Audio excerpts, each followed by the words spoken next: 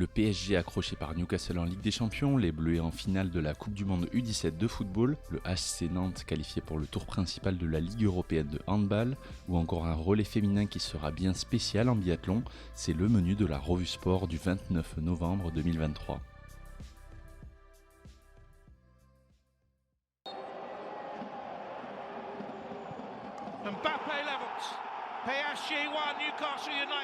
C'est un match nul inespéré qui s'est dessiné à la toute dernière seconde pour le Paris Saint-Germain.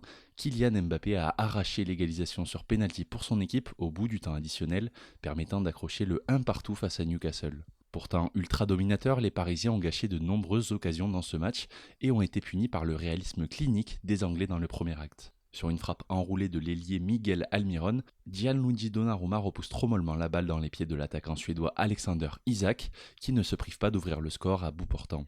Le PSG pousse et assiège le but des Magpies dans la dernière demi-heure de jeu, et sur une des dernières situations, Tino Livramento touche le ballon de la main dans la surface, un pénalty que ne se prive pas de transformer Kylian Mbappé pour obtenir un point précieux. Malgré une victoire de Dortmund sur la pelouse du Milan AC 3-1, les Parisiens seront maîtres de leur destin lors de l'ultime journée à Dortmund. Face à des Allemands désormais qualifiés, une victoire permettrait au PSG de se qualifier et de terminer premier de leur groupe. Un nul pourrait en revanche les condamner si Newcastle parvient à battre les Milanais. La dernière journée de ce groupe F s'annonce folle. Et ils sont en finale. L'équipe de France U17 de football poursuit son épopée dans sa Coupe du Monde en Indonésie. Les Bleus ont triomphé du Mali en demi-finale 2-1 et affronteront l'Allemagne en finale samedi. Tout avait pourtant mal débuté pour les Bleus qui, face à une équipe malienne remuante offensivement, ont concédé l'ouverture du score sur la dernière situation de la première période. Le jeune portier français Paul Harnier s'est troué sur sa sortie, ce qui a profité à Ibrahim Diarra. Mais dans le second acte, l'équipe de Jean-Luc Vanucci est revenue avec de meilleures intentions et une minute après l'exclusion de Souleymane Sanogo suite à une intervention dangereuse, les Bleus ont trouvé la solution sur un coup franc parfaitement déposé sur la tête d'Ivan Titi pour égaliser. C'est ensuite par la belle inspiration d'Ismaïl Bouneb sur un coup franc direct petit filet opposé que la France s'est définitivement détachée dans ce match à la 69e minute. La génération 2006 est la deuxième génération tricolore des moins de 17 ans qui parvient à se hisser en finale de la Coupe du Monde U17 après la génération 84 en 2001 qui avait soulevé le trophée.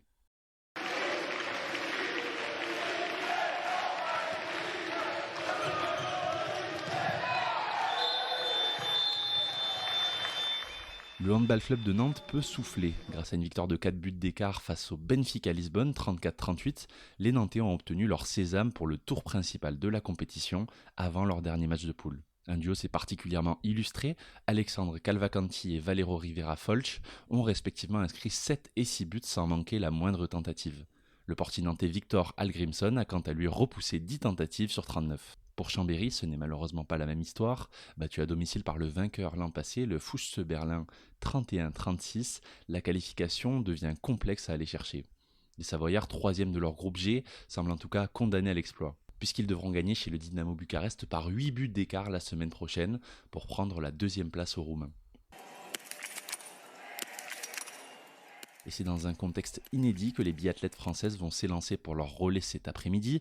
Au départ du relais féminin de cette première étape rallongée de 9 jours à Östersund en Suède, nous allons assister au premier relais de la saison partagé entre Julia Simon et Justine Brezas-Boucher. Toutes deux titularisées, les deux biathlètes sont pourtant en pleine bataille judiciaire l'une contre l'autre. En juillet dernier, Justine Brezas-Boucher a déposé une plainte contre la vainqueur de la dernière Coupe du Monde.